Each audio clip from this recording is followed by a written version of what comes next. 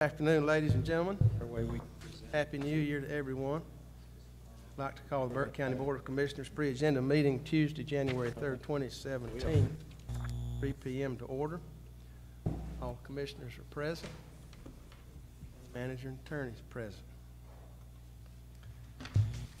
Remind you as you come forward to please use the microphone so that our television and internet folks can hear what's being said, as well as we get a good recording for the clerk as well. Ask everyone to be sure that your mobile devices are switched to silent. And with that, gentlemen, we have the agenda in front of us. You've had time to look at it. I would entertain a motion to approve the agenda. So moved. All in favor of that, please say aye. Aye. Aye. Opposed, no. Thank you. All right, this afternoon we have presentations, two presentations. I'd like to recognize Scott Carpenter, our Deputy County Manager, Planning Director, concerning a recognition of Paul Braun.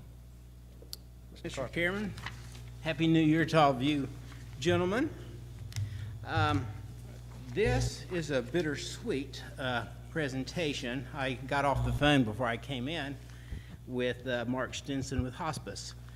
And Mark feels that our friend Paul Braun may not be able to make it to January 24th meeting. So he's deteriorating, and they felt it would be best if myself and one of the commissioners went to see him, perhaps Mr. Abley, or whoever you all choose to go see him. So there's a lot of people trying to do things for Paul. If you remember Paul Braun back in 2004, 12, 14 years ago, he was quite a force to reckon with in these chambers, but he did do a lot, and a lot of the things that he did are preserved now with the Lake James State Park. He's done a lot for South Mountain State Park, and he's just really been an environmental advocate who's really tried to do things for the county on those levels. So there's a lot of people doing different things for Paul, and let me tell you some of those things is Superintendent Nora Coffey went and met the week before Christmas with Eric Jenkins, and they presented him with a picture of a double rainbow taking over the lake. The Friends of Lake James State Park are also presenting him with a flag, and the flag flew over Lake James State Park. It also flew over the South Mountains State Park. They have contacted Representative Blackwell, and they sent an application for him for the Longleaf Pine Award, so they will be filling that out and making that available as well. We're also hoping that the Sharon McBray will perhaps do an article on Paul and his life at some point, recognizing all the wonderful things that he has done and brought to the county. As far as the county goes, Kay is putting together a plaque, a presentation, and it's a picture of Lake James. It's taken from a bench, and that bench will probably be a reflective bench, or if Paul passes, it will be a memorial bench that looks out over the lake. And part of what we wanted to do was to do a picnic area, a rest area on the trail. Someone else, Lee Zinzo, is doing a trail marker, and one of our friends, Martha Whitfield, is working with Paul and helping him to publish his book. So there's a lot of different things going on for him, but I just wanted to make you aware of his condition. Scott, I talked to Eric today. We were going to go try to visit him today, and of course the hospice thing came up. So we don't know, I guess, with hospice, but I was thinking with his condition, if there's some way we could make this presentation to him, possibly. I talked to Eric, and if we can get there tomorrow, he's going to call me in the morning. If we can get there, if somehow we could make that presentation, I don't know if he's going to make it to, you know, I know he won't be here at our meeting anyways, but Right. But it'd be nice if, while he's still living, if we could make that presentation to him at hospice tomorrow, if we can get there and whatever, but, We'll get a hold of Mary in the morning and find out. but one of the, I don't know, wildlife or forest was gonna go with us today, and, you know, they just had to put it off or whatever, but Eric was gonna Right. call me in the morning to see where it is, if we can go see him, but it would really be nice if we can make that presentation, if he's at hospice and you know, whatever, and not wait till our next meeting, if there's Okay. a way we could do that. But, you know, regardless, it's a wonderful thing that is taking place, that so much of the anger and hostility and things that happened at Lake James and here and in between, how those things have resided and how friends have been made and how Paul trusts us and the environmentalists that we're watching out for their interests now. And I thank you, gentlemen, for that. All right, thank you, Scott. We certainly regret to hear Paul's condition, and we do remember all the great work that he's done and for our county and the area.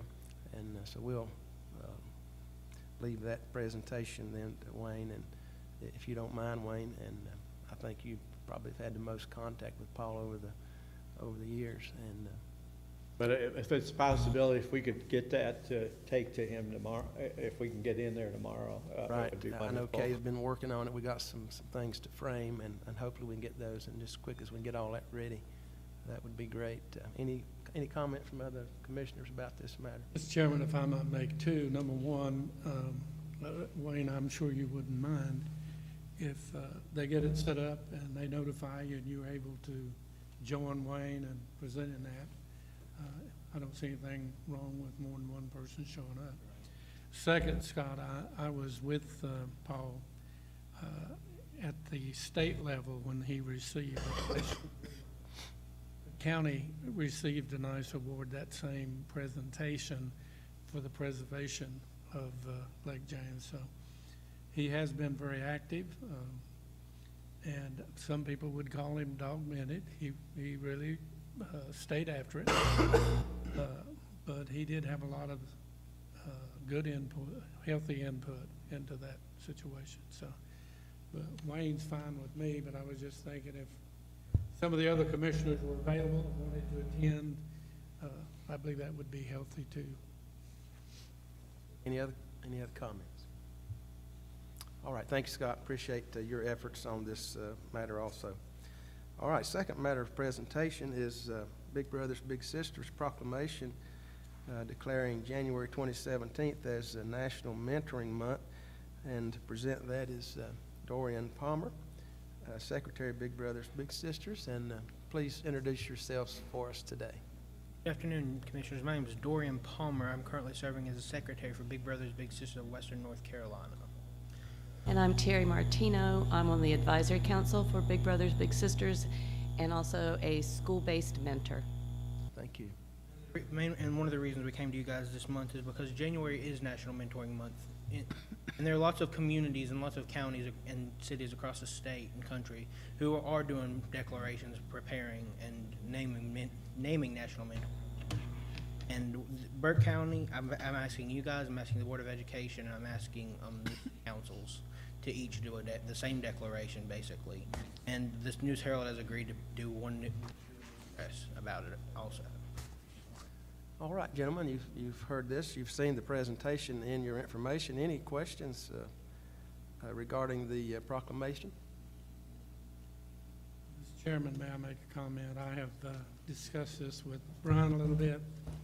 The last paragraph, provided y'all do not object, really needs to read, since it's coming from the board, it needs to read that the Board of County Commissioners of Burke County. Then, of course, it's signed by Jeffrey as the chairman. But it just makes a little better sense to do that. Right, I agree. Any other question or comment about this proclamation? Madam Clerk, you got that change? All right, without objection, then this will remain on our agenda for our normal meeting. All right. Thank you. Thank you. Appreciate you being here today. Okay, gentlemen, we'll move right along. We have no scheduled public hearings for our meeting.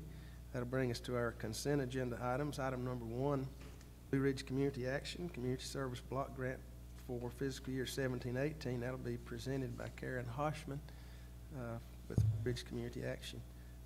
Okay, Karen. Hello, I am Karen Harshman with Blue Ridge Community Action, and I am here to request consent to, from the County Commissioners for submitting our Community Services Block Grant. I believe this will be our 52nd year, or maybe 53rd, I gotta think about that, 52nd year for submitting this grant. You have been presented with a fact sheet.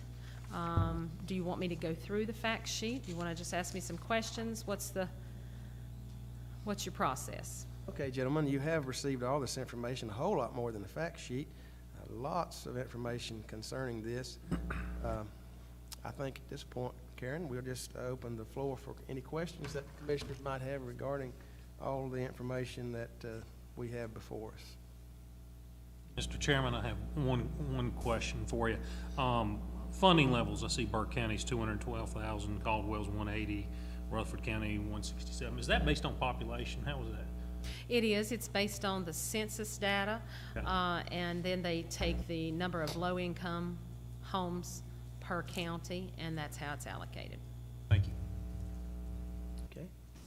Mr. Chairman, a couple, looking at this package, and you're right, Mr. Chairman, 173 pages long is how long that is. And may I compliment you on a job well done. Anybody looking to write a grant could look at yours as a model, because it certainly is detailed and explains about everything you'd want to know. I did have a question I read it over it a couple of times, and at one point I came up with about close to 52% of the grant was for administering. So half the cost of the grant would go for whoever's administering the program, or to, in this case, would be Blue Ridge Community. Is that a close assumption? No. Our administrative costs are about $84,000, I believe.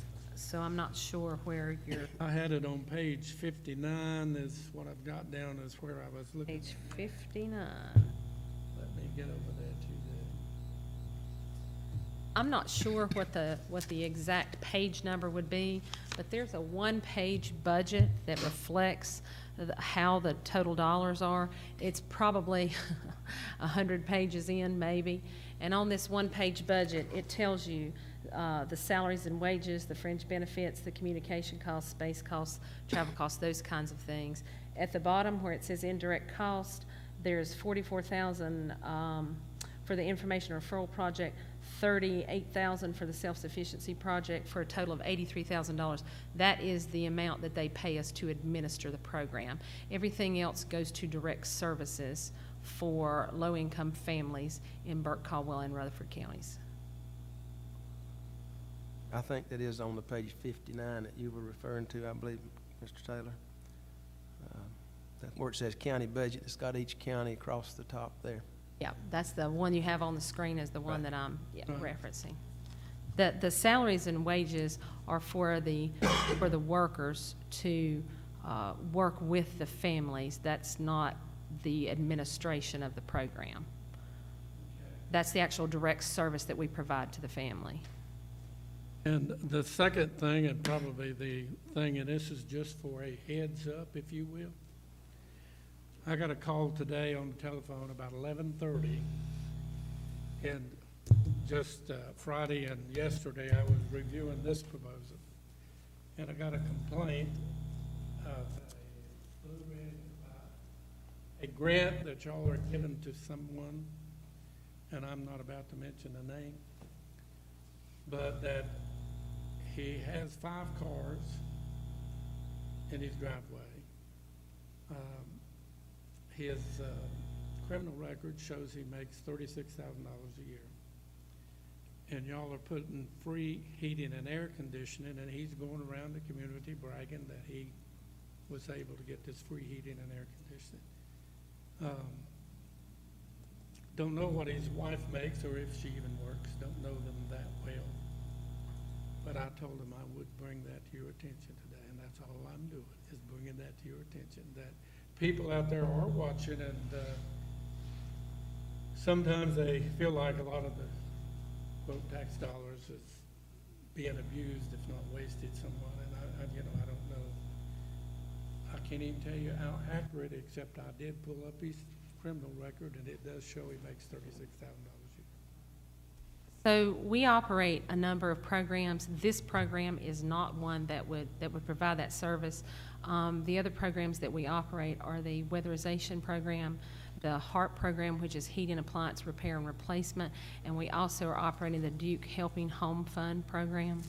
And so those programs have their own income and need requirements. The waiting list for those programs is typically about 2 years. So if this person receives services, they've been on our list for a while, in addition to the fact that they've probably been recertified a couple of different times. We have multiple layers of accountability through our independent audit and through also the state monitoring of the grants, not just from one state department, but this particular department that provides that grant is the Department of Environmental Quality. And so I assure you that if the person received those services, or if they are receiving those services, then whatever their circumstances are, Blue Ridge Community Action has done all of their due diligence in making sure that this person is qualified and that their home is qualified. Explained a little bit of that to them, that, Right. you know, you're under the auspices of somebody greater than the county commissioners. You're from a state level or federal level. Yes, sir. And I told them that, you know, to qualify, they had to go through numerous questions, answers. Absolutely, yes, sir. And a series of steps to get to that point. And Yes, sir. There's a great vetting process that happens for anyone that receives services from us. However, we do not take into accountability a person's criminal history, nor do we take into accountability their any other proclivities that they may have. You know, we have to treat them the same as we would, you know, we cannot discriminate against race, gender, you know, all of those types of things. But I assure you that Blue Ridge Community Action is very diligent in all that we do to make sure that the monies that we are given are spent with great care to the letter of the regulation for which they've been given to us under. so when you took his application, he could actually made less money than he's making now. It's absolutely possible because those applications are good for a 12-month period. That's the case. That could very well be possible. It's also possible that, again, like I said, lots of times for that particular program, the waiting list is around 2 years.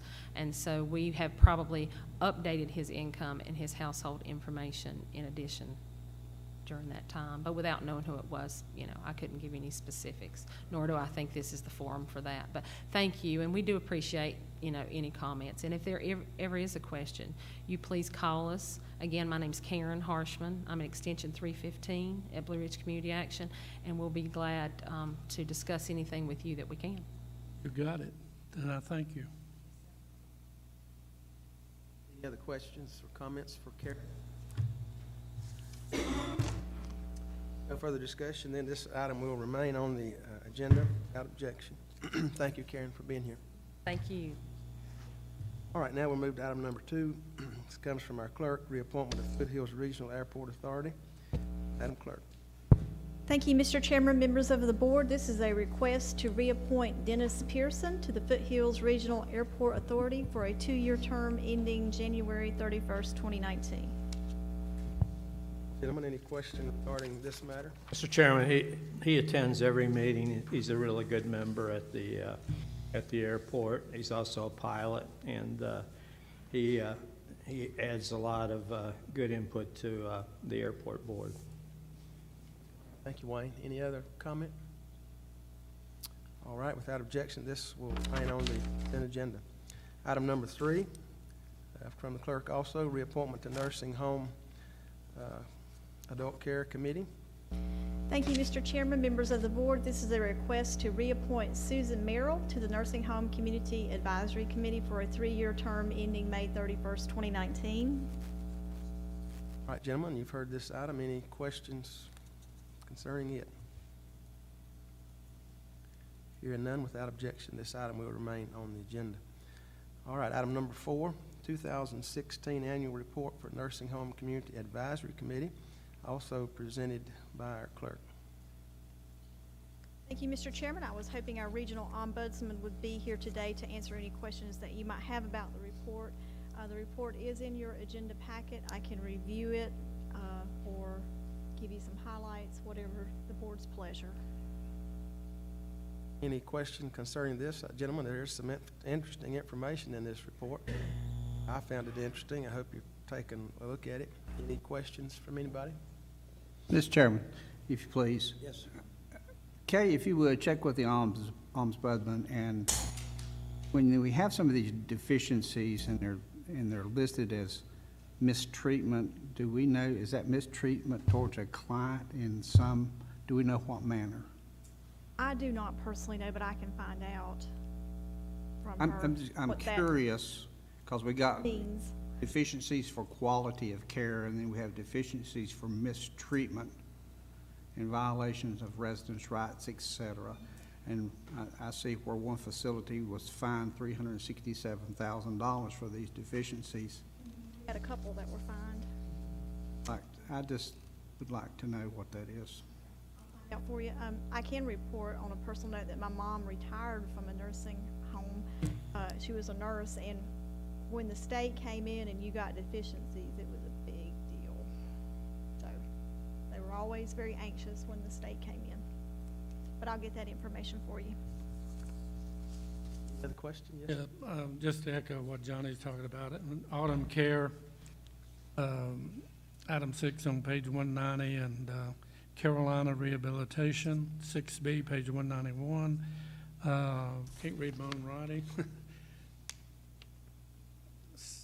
Magnolia Lane Nursing, and they received fines, ratings of, for 2 or 3 different things, and one of them had up to 5 entities that they were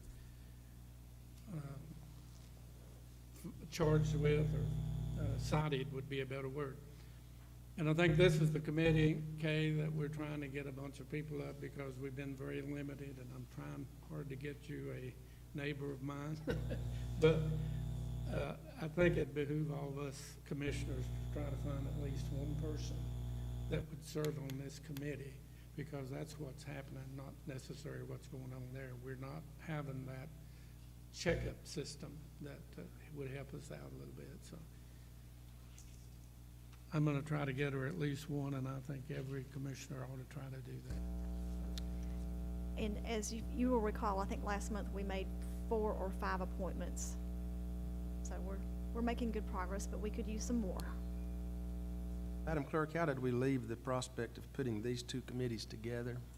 And that's another reason why I asked the regional ombudsman to be here today, was to report on the progress of that. It's my understanding that once the board made its decision, we let her know.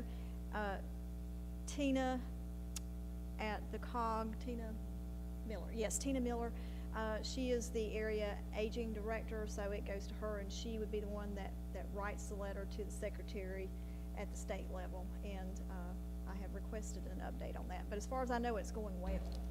Okay, all If right. I hear differently, I'll certainly let you know. Any other question or comment about this item? All right, without objection, it'll remain on the consent agenda. Item number 5 from the clerk also, removal of adult care home member, Madam Clerk. Thank you, Mr. Chairman. This is a request to remove Rosa Taylor from the membership of the Adult Care Home Community Advisory Committee. She did not complete the required training. Any question on this matter? Without objection, it'll remain on the consent agenda. Item number 6, reappointments to Tourism Development Authority. Madam Clerk. Thank you, Mr. Chairman. This is a request to reappoint Teresa Selman to seat number 4, Collector of Occupancy Tax on the Tourism Authority for a 2-year term ending December 31st, 2018. To reappoint Angel Crawley to seat number 8. She is also a Collector of Occupancy Tax and with the same 2-year term. And the third action is to remove Joel Wakefield, seat number 6, from the roster. He did not submit an application to serve again, and I think he's had some conflicts being able to attend meetings, so we're asking that you remove him and thank him for his service.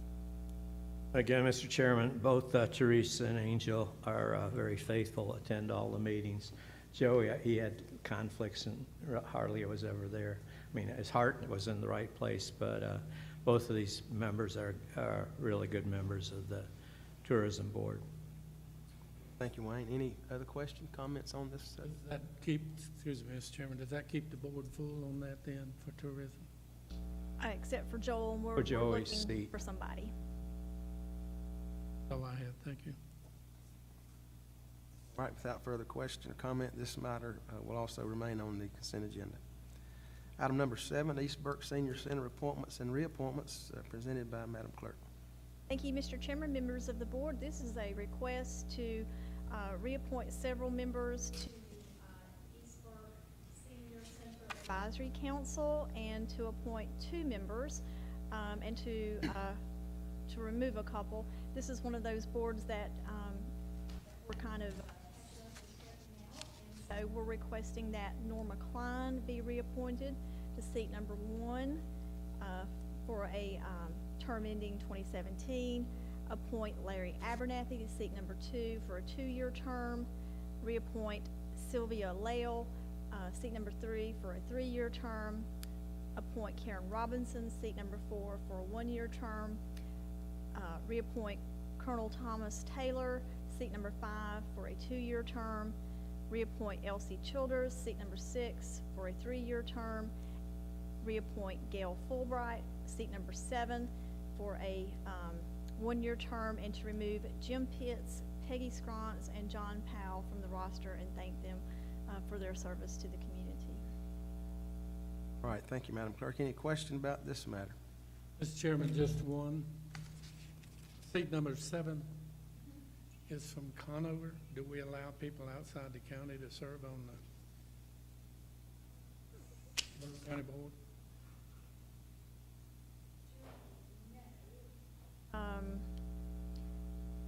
Was that Gail? John Powell, John Powell. at-large member.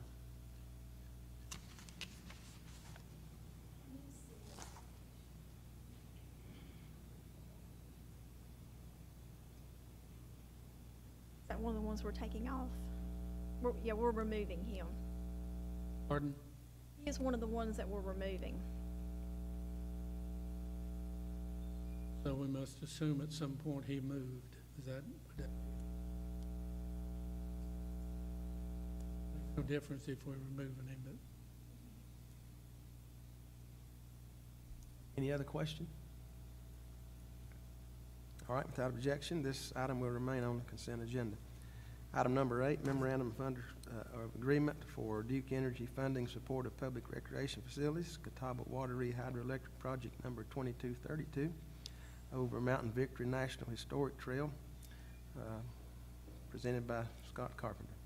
Thank you, Mr. Chairman, board members. This is actually our second allocation of funding from Duke Energy. The first funding came in 2016 for $550,000, which we have been utilizing on the loop trail around Lake James.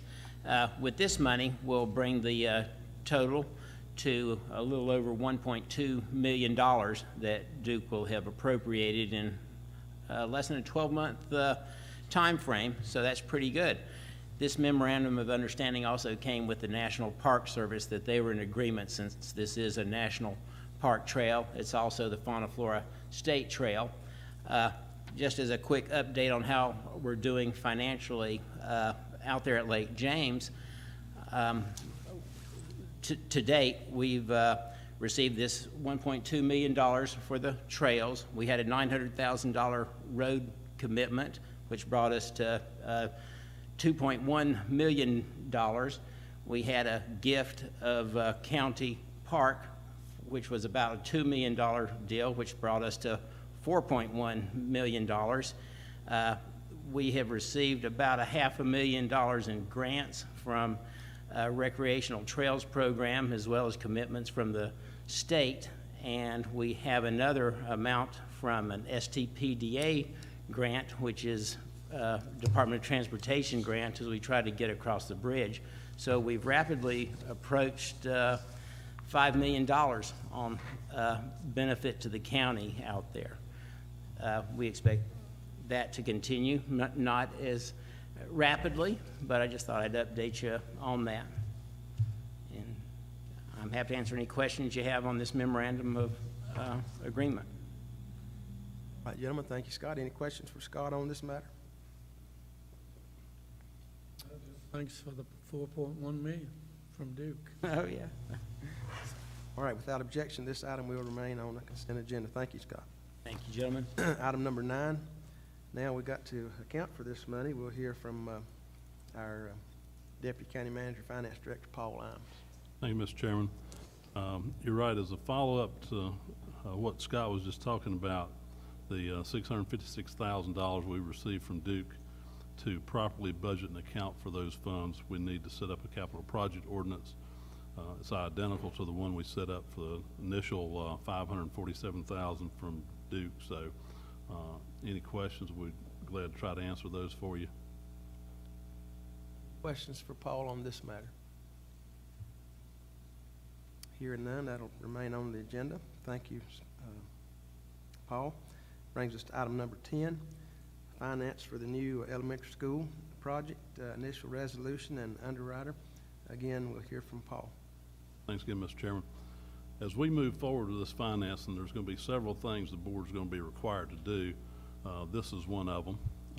It's an initial financing resolution that's been prepared by our county's bond counsel, Parker Poe, that the purpose is to make certain findings of fact and authorize certain actions. And instead of reading the entire resolution, if you just want to look at the very end where you go into the be it resolved sections, you'll see certain things that are highlighted there. The authorization for the county to actually enter into a financing, authorization to file an application with the local government commission, because as I'm sure the board's aware, the financing will be subject to their approval, and we cannot proceed without it.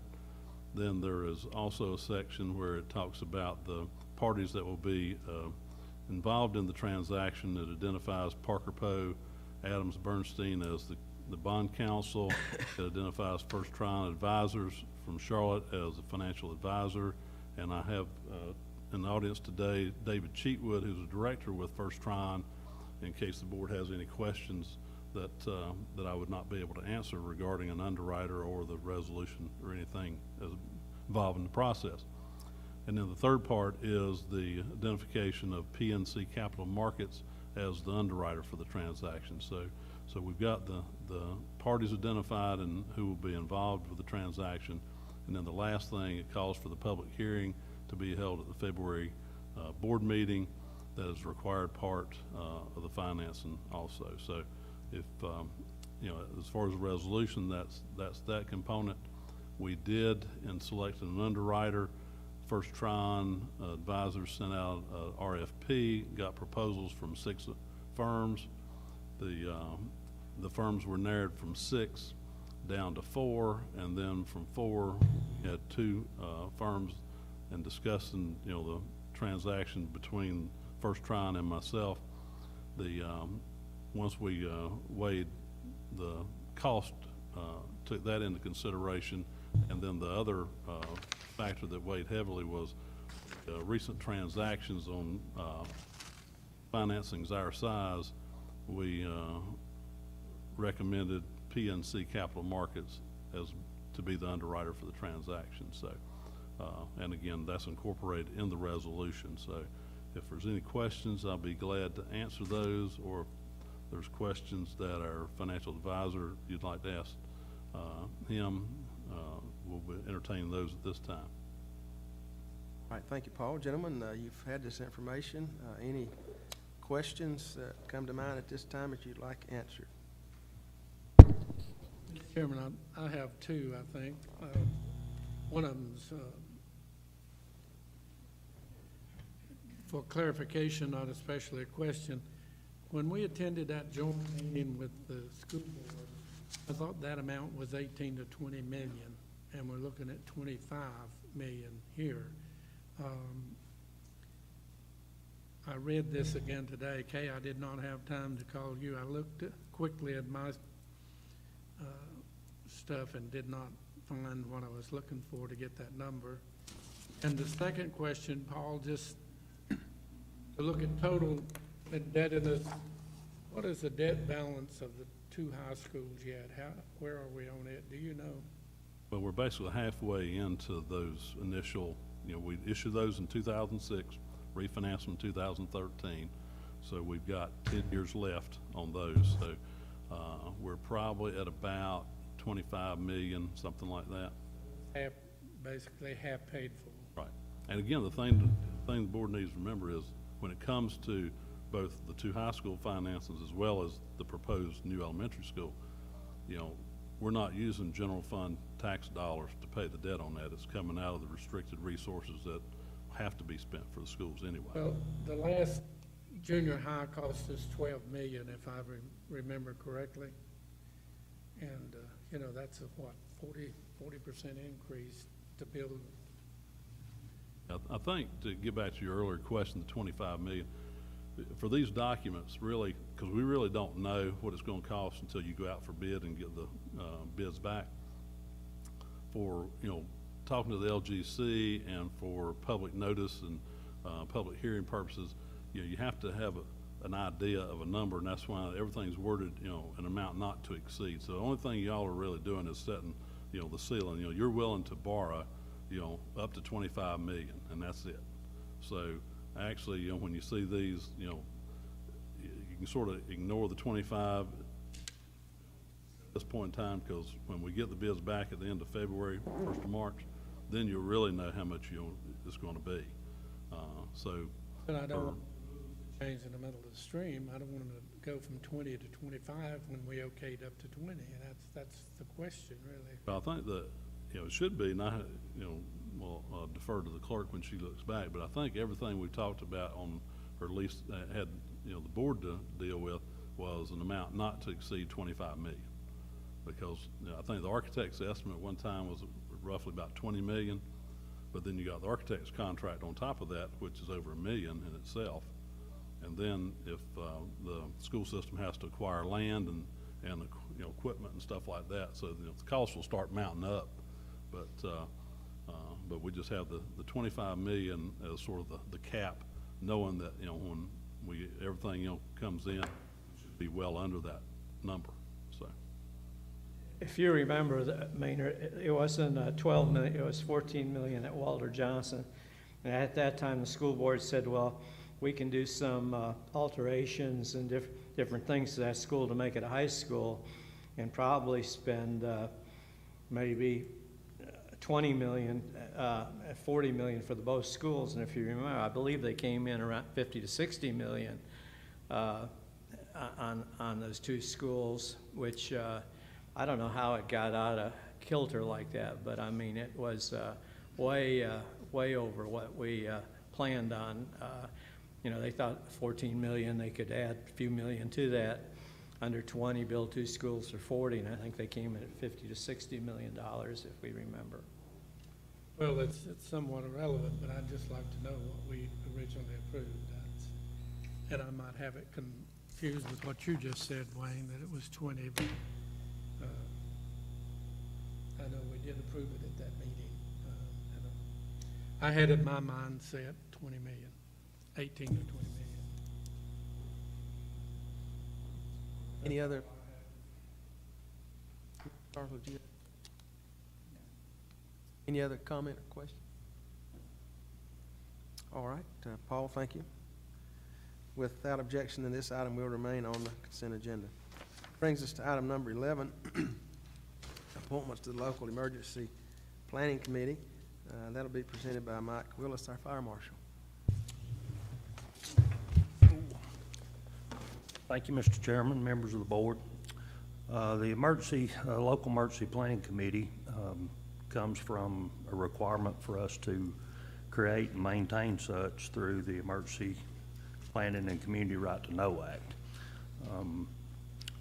What that group is designed to do is bring some industry and business folks into our planning process for response to emergencies that involve hazardous materials. LEPC is required to have, according to our bylaws, 15 members, and this year, 7 of those positions are up for reappointment, including seat number 8, which is our local elected official due to the retirement of Commissioner Carroll.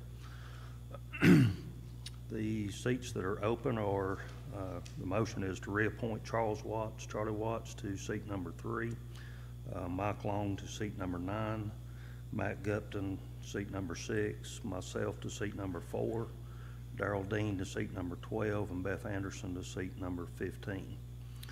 This will be for a 3-year term ending in January 2020, and also to appoint one of the commissioners to seat number 8 to complete that unexpired term. Okay, thank you, Mike. Gentlemen, you've heard this information. As you heard Commissioner Carroll will need to be replaced. Commissioner Carswell has expressed interest in replacing him on this committee, given his experience in some of these areas. I would entertain any discussion on that matter, any question for Mike.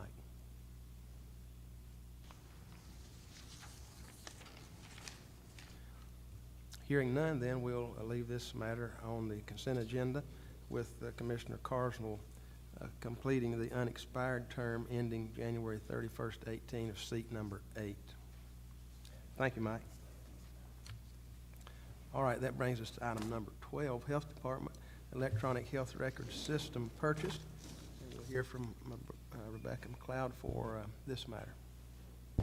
Good afternoon, gentlemen. Okay. Thank you for having me here. I come to you in the mid part of the year not to ask you for money. Yay, I'm so happy for once.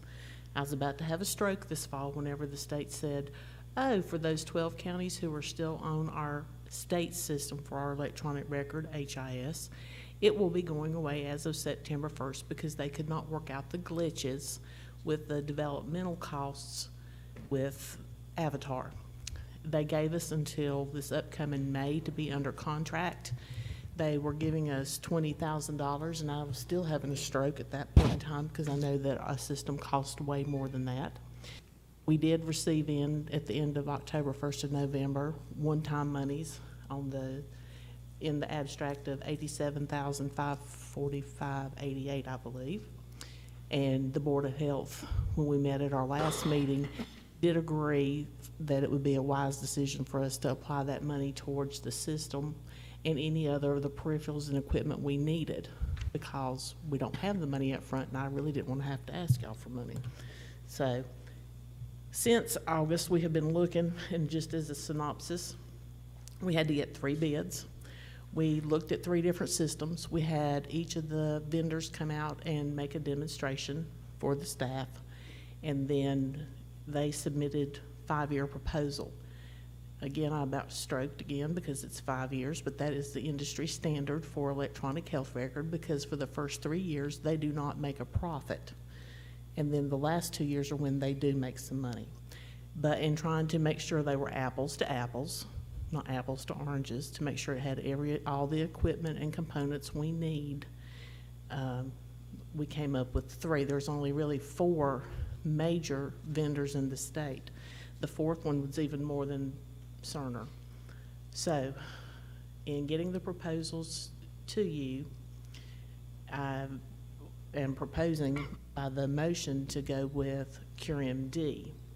CureMD seems to be the most inclusive, and one of the reasons we're actually benefiting, because out of the 85 health departments in the state, because we have not switched over to an outside vendor. We've stayed with the state.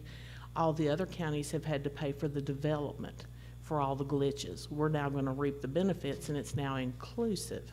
And you see it more so in the cost of CureMD versus, excuse me, Patagonia or Cerner. I would have liked to have gone with Cerner because that's what the hospital uses, but in all fairness, I cannot ask for taxpayer dollars to pay for a $200,000 system. Not when I can have one for $64,000 that will do everything that we need it to do, plus give us all the programs. So, I just come before you today to say, we have the money, or we'll have the money. Paul's asked me, now you are gonna get your $20,000. I said, it's up to, and they still haven't called me and told me the exact amount. But we do have the money to pay for the full system for 5 years. There's no increase. We've gone over the consumer price index, which 2 of the 3 systems we would have to use, but they don't with CureMD. So I'm here to answer any questions. It's been a long process for 4 months of trying to find a system that would work. We have to go under contract before May.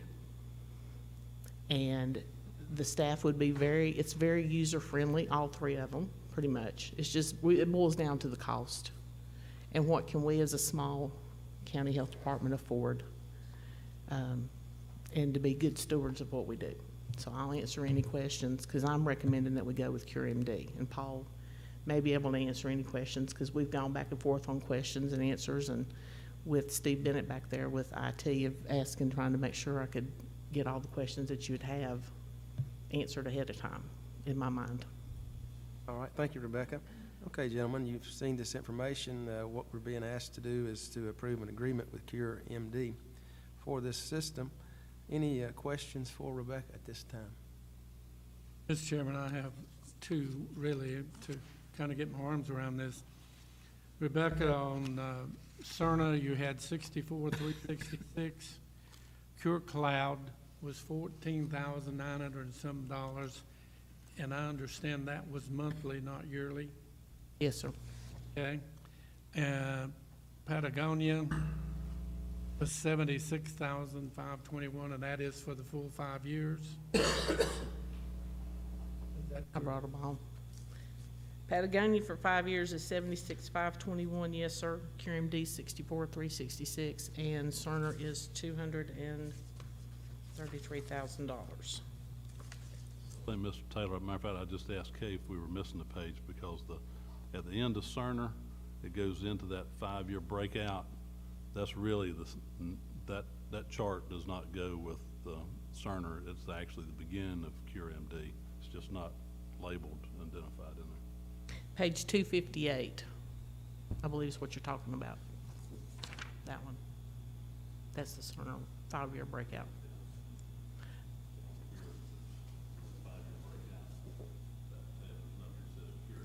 Gotcha. Okay. And the other question, while I look that up, is what would be the major benefits of having the same system as Blue Ridge? How much does that weigh in the factor of that decision? Would we gain simplicity, less work, less hours? What do you gain by having the same system? Staff not having to work out of 2 systems, but I've already talked with Blue Ridge, talked to Dr. Mazzola, and with Drew Thomas, the 2 people I deal with at the hospital, and have kind of informed them that Cerner could not get the cost down. And what CureMD will allow us to do is they're going to give the hospital free view only. We will have to pay for the electronic faxes that have to go to the hospital. Where Patagonia is going to charge us $12,500 to actually put an interface in with the hospital. So the hospital was fine. They understood we own our records, and I cannot ask for I'm not going to ask for $233,000 when I know I can get the other system that's already more health department friendly. Cerner really would have been nice. I have champagne taste on a bare budget, okay? I'm sorry. It's a really nice system, but it's very expensive. And Cerner at this point in time is not in the market as much for local health departments. They're more for the for-profit or the nonprofit hospitals. The whole system at the hospital is approximately 6.2 million. I just about choked and had a heart attack. So what are the benefits? Knowing that CureMD, I can have view only for the docs at the hospital with the electronic faxes, I'm good with that. And they're good with that because I have spoke to them about that. I wanted to do the other, but we can't afford it. And there is nothing wrong with CureMD. It is a very user-friendly, inclusive program that will get me all the programs I need for the state. Because Cerner, we were going to have to pay for the development of each of the reports I have to have sent in to the state. CureMD, it's already been factored in because they work with over half the health departments in the state. But those are very good questions because I wanted to do it, but reality is I can't do it. That answer? Yeah, what you're telling me is you see no difference and that you're going to buy $88,000 system that's going to do everything, the 200 and whatever that figure was. Yes, sir. Yes, sir. Thank you. Any other questions for Rebecca? Mr. Chairman, just one quick question for Rebecca. How long has that program been in place? How long have they been utilizing that? Just curious. 6 years. Okay, so pretty long history. Yes, sir. And they're not only in North Carolina, they're up and down the whole East Coast. CureMD is actually based out of New York, but they have offices here in North Carolina. And since it's cloud hosting, RTP, Research Triangle Park, and then they have a secondary site that they back up, I believe, out of Nashville, Tennessee. But they go up and down the East Coast, and then, as a matter of fact, when he was doing another revision for me, he was working with the health department in Colorado because we were unique because we don't have any physicians on staff anymore, and we only contract. So they've had to learn with us. That's why our cost is lower, is because we actually contract for the services and we don't have a physician on staff. It would have been more up there. It would have been a lot higher if we had still had a doctor on staff. But contracting, we were able to drop the price. So that worked to our advantage. I have another question. I missed it. I've got it written down. Next year's budget will not be affected by a higher cost of maintenance or anything like that? No, sir, because with the 5-year breakout, we want to buy the system outright for 5 years, so I won't have to come back till 6 years. Any other questions? All right, without objection, this will remain on the consent agenda. Item 13, also Rebecca, contract for nurse practitioner services. Thank you. With, as you've read in my dissertation in my abstract, we have a very growing older population that works. And even before I became health director, we had our succession plans in place of trying to work with depending upon which staff people get ready to retire. And we have a lot who are getting ready to retire. And our prices of what we're able to offer people whenever they come to work are way lower than the other counties. Our nurses, I just hired one, and bless her heart, she asked me this morning, will I still get my 3% increase in January? And I went, nope. And she went, oh my God, no, why? I said, you get 3.5%. But she's the one I actually put on here that came to us for $14,400 less. She was able to work that out. Working with the state, because the state needs to change some of their antiquified, is what we call it as a health director, values, because we can't hire a nurse that comes from the hospital because a hospital nurse is not considered a public health nurse with any public health experience. So they may be working at the hospital or another facility for around $50,000 to $60,000. The most we can offer one coming in is like $34,000 to $37,000. And then we have to pay for their training on top of that, and they may be BSNs. So in looking at this and the state not offering any enhanced role training, in talking with HR, we decided that when my last nurse retired not the last one, but the most current one, at the end of November, who was enhanced role from maternity. And when it's enhanced role, that means they can actually see clients and we can bill for their services. I'm down to one. The state does not offer that training anymore, is not planning on offering that training. She's also my one that I have to do sexually transmitted infections. And people, I'm sorry, like to have sex, and they just keep coming back to us for sexually transmitted infections. And we have one nurse in training, but what we decided in talking to HR was, why don't we contract for a nurse practitioner? That person is a mid-level provider who is already trained to do sexually transmitted infections. They can see our sick kids that we need to have them see. And we bill for services and we can generate money. The nurse who left, because she had been with us almost 25 years, it was 24 years and some odd months, when she left at the end of November, with her salary, we're able to pay for the remainder of the year for a nurse practitioner because she had been here so long. So in looking at our contract price, I'm not having to ask you again, thankfully, for any money. I'm using the balance of what I would have paid for her salary, the $23,350, to do a contract, to do 20 hours a week, because right now we're bumping not being able to offer sexually transmitted disease or infection clinic every day of the week. And the state says that when a person calls in who needs to be seen, we need to see them within 24 hours. We're not doing that right now. We're getting them in within maybe 2 days because I only have one nurse who's both enhanced maternity and in STDs. If I have this 20-hour-a-week person, then they can come in 4 hours every day and we'll have it every day of the week. Again, it's not at any cost. We already have the money to pay for it. And I've already spoke with the hospital, and we'll do another professional service agreement. It will just change, JR, the number of hours and the amount we pay, but it'll be the same scope for a mid-level provider. It's getting very hard to try to find somebody who's not a mid-level provider to provide the care. But we need to do that because our nurses are not qualified to bill by themselves anymore, and the state's not going to provide the training. It's a different generation now. Okay, gentlemen, you've heard this information. Any questions for Rebecca on this matter? Mr. Chairman, Rebecca, just a couple of quick questions. The $23,350, according to your presentation, is for the remaining 5 months of this year. Yes, sir, starting in February. And the question would be, what happens next year? Will you continue that process? Yes, sir.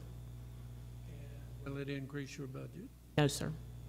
How- We'll have You said you had 56,000. 56,000, that will fill the year. Yes, sir. The hospital has said that if we would pick up the half, the 56,000, because they'd pay the other half, because again, we used to have a nurse practitioner probably 10 years ago, and one of the reasons why she left was because we're able to pay around between 56 and 65. Their going rate's 120. So the hospital said if I can say we could pay 56, they'll pay the other 56 and then pick up their benefits and their other stuff. We can do that. We have that money without increasing my budget.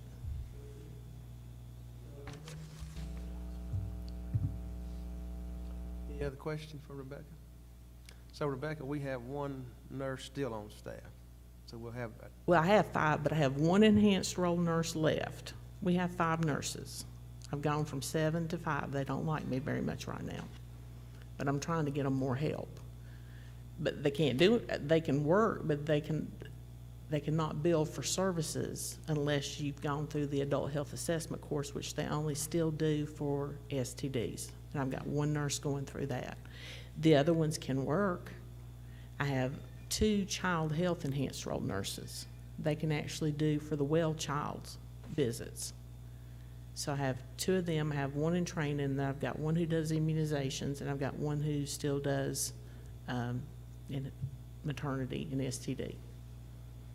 so the STD nurse and this practitioner will kind of fill that spot. Yes, sir. That's why I'm not refilling the position when the nurse retired. I decided to go with a mid-level provider because he or she can do more than a regular nurse. Satisfied that we can meet our demand with this level of service. I am. Any other questions? Mr. Chairman. Rebecca, what's the future, nurse practitioners or nurses? Probably nurse practitioners will be the future. How much contact have you made with the local legislators to try to see what we can do about some of these regulations that are required to hire a public health nurse? Not that much, because we have spoken with the Division of Public Health. I've mainly gone through the Division of, or, yeah, Department of Public Health, or Division. Have not gone to the legislators because they would go back to DPH, so I have not done that yet. What's DPH's stance? What's the future for them? What do they think? Advanced care providers to do nurse practitioners. The Dr. Sarah Conti, who is now over Women's Health Branch, does not see the need for the enhanced role nurse of what public health has been for the last 100 years. She sees more for the advanced care provider, which are the nurse practitioners or the PAs. So what's going to be the role of the health department in 5 years? Still providing primary care and STDs, pretty much. May or may not do maternity. It depends. That one's, there's a lot of the counties who've gotten out of that. That is a county by county, whether or not you do maternal health. But they do family planning, STDs, and child health. That's where we look to see that they're going. And the local hospital, it seems to be very friendly with you to try to help out and pay for things. Is that true? We pay them, but they're willing to help us, yes, sir. As long as we can work with them, they have been very good partners. Paul has asked me, is there any other groups out in the community that would want to come in? Well, the only outside big group is Burke Primary Care, and I have Dr. Gould, who sits on our Board of Health, and he's not really indicated that that's what they want to do, so I would have to go with an outside group outside of Burke County, and I prefer to keep it in the county if I can for a provider. But the hospital is not, we're not in competition with them, so we know, they know we can work well together, and we have a sliding fee scale and they don't. So we're able to get people in through primary care and through other services with our sliding fee scale. But yes, I do have a very good relationship with the hospital. I've tried to keep the lines of communication open with them. Thank you for your forthrightness. Yes, sir. Thank you. Any other questions for Rebecca? All right, thank you, Rebecca. This matter will remain then on the consent agenda. Thank y'all very much. Okay, next three items comes from our tax administrator. First, we'll hear the EMS collection report for November 2016 from Danny. Afternoon, gentlemen. I hope everybody had a Merry Christmas and a good New Year. I did myself. Appreciate the time off. We appreciate the bonus that the commissioners gave to us. EMS report, collected year-to-date, $134,737.70, which is 60.6%, 36.60% of our budget. Any question on this matter for Danny? Is that a little low, Danny? Isn't that, because this is through November, I'm assuming. Yes. Right. Personal opinion, it could end up being a little bit short, but it's really hard to determine that at this point in time. I think I gave, through the county manager, I sent some information out last month that had the year-to-date collection for EMS for several years on it for a comparison. Any other questions? All right, thank you, Danny. We'll move on to item 15. That'll remain on the consent agenda. Okay. Tax collection report for December 2016. Should be on a handout like this that you received over to go. tax collection, I'm just going to go through the percentages. Current year taxes were at 78.95% collected. That's motor vehicle and ad valorem combined. Delinquent taxes were at 79.87% collected, and late list penalty were at 0.46%. Questions, gentlemen? You have something else, Danny, did I? I was just going to say the delinquent collections have really been strong so far this year. All right, thank you. That item will remain on consent agenda. Item 16, release refund report for December 2016. Okay, on the release refund report, the very first item, the TR 304, which is the release refunds. And if you remember, a couple months ago, we talked about what was the true amount released, and so hopefully you guys are catching on at this point in time. The sheet that looks like this, I put a extra column on here to show what was billed. So when you see the release report, you see $4,899.60. Of that, $3,237.83 were rebilled, which gives you a net release amount of $1,661.77. Refunds, we had 0 be approved there. VTS refunds for the adjustments, we had $722.31. Proration refunds were $713.09. Any questions for Danny on this matter? Hearing none, then this item will remain on the consent agenda. Danny, thank you for. Thank you. Mr. Chairman, if I could make one comment, I'd like to say that for the benefit of the public, if you had, of course, until January or till December 31st to pay your taxes, to claim that on your federal income tax returns, you have through Thursday to pay those, avoid any interest, which would be January the 5th. And then you have through February 28th to pay those taxes to avoid being advertised in the local newspaper. Thank you, Danny, for those reminders, and hopefully our citizens will take those. Thank you. All right, gentlemen, we'll go to item number 6 now, items for decision. We have one item to discuss, architectural services for EMS Base 6. Hear from our county manager, Brian. Thank you, Mr. Chairman. Members of the board, as you're aware, we purchased land back before the end of the year for EMS Station 6. And what I'm trying to do now is to identify an architect to do the work that we're going to need to do related to a construction program so that we could have the architectural work done, all the plans done, and put the matter out for actual bids so that I get those bid numbers back and have that in time to put into the budget that would be effective July 1.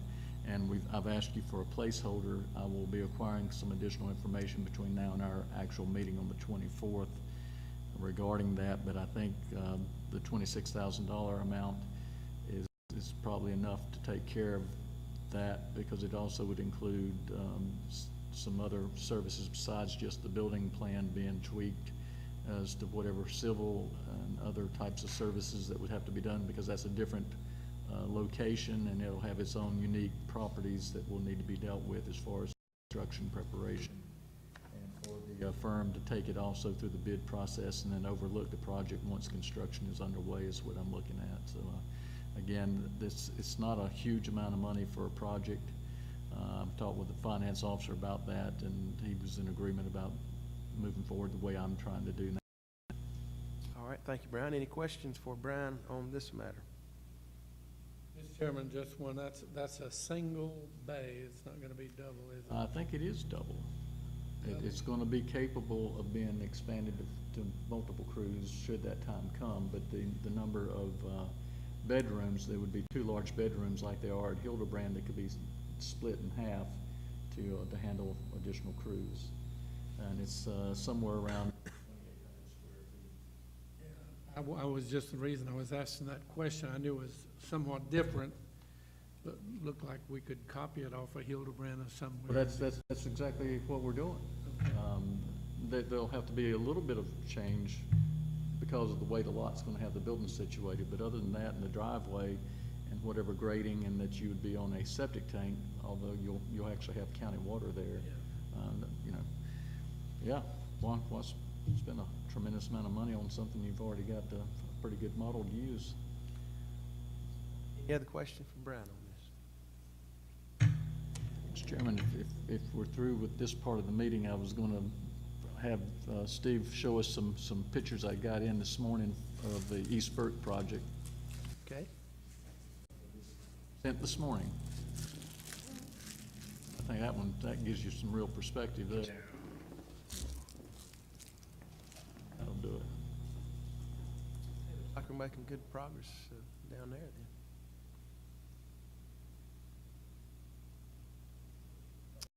Question for Brian on the East Burke project or this matter?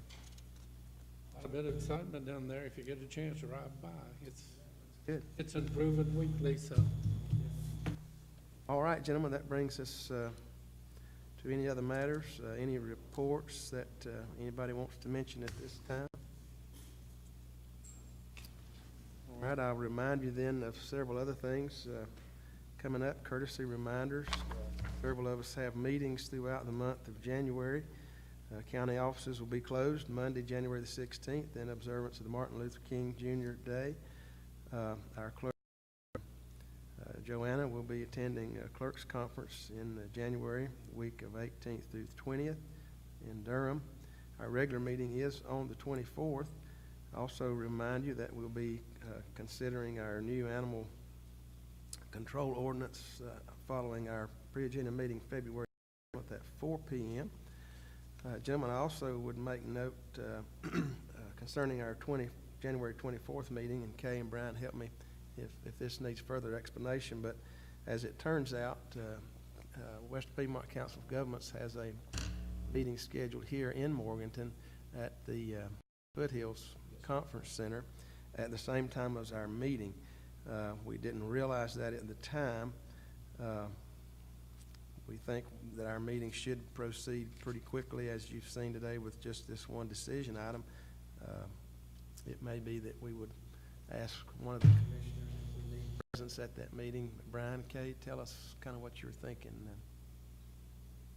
Well, this is a policy board meeting, and our commissioner for the policy board meeting could, try to get down there quickly, or if y'all want to excuse him from the meeting.